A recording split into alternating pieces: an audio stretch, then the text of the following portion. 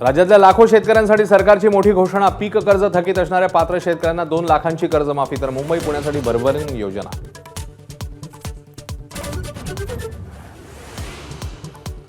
Israel Iran युद्धाची झळ भारतालाही. स्वयंपाकाच्या गॅसचा तुटवडा निर्माण होण्याची शक्यता, तर व्यावसायिक सिलेंडरच्या नव्या ऑर्डर्स घेऊ नका, डीलर्सना सूचना.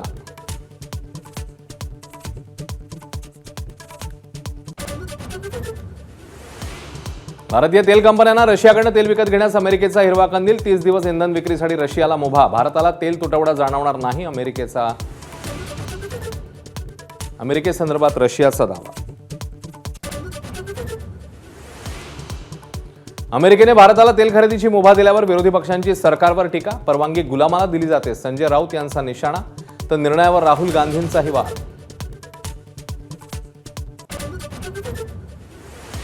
इराणी नेतृत्व युद्ध समाप्तीस तयार, डोनाल्ड ट्रम्प यांचा दावा. तर अमेरिकेने लष्कर जरी आणलं तरी सामना करण्यास सक्षम. शरणागतीचे दावे फेटाळताना इराणच्या परराष्ट्र मंत्र्यांचं प्रतिआव्हान.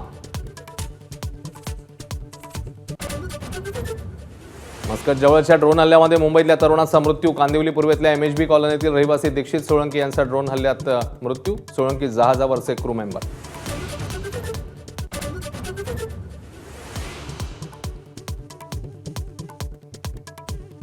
रोहित पवारांनी घेतली दोन्ही उपमुख्यमंत्र्यांची भेट. विमान अपघात प्रकरणी संशयास्पद गोष्टींसंदर्भात एकनाथ शिंदेंची चर्चा. तर CID कार्यालयालाही दिली भेट.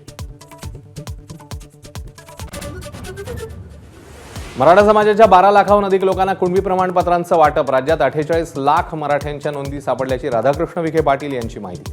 संभाजीनगर विभागातच 50,000 प्रमाणपत्रांचं वाटप.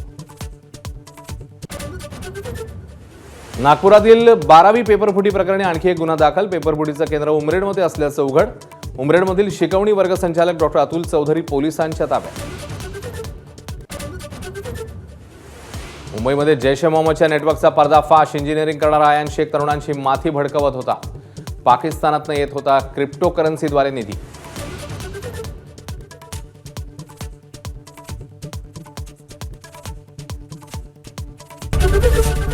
ABP माझा, उघडा डोळे बघा नीट.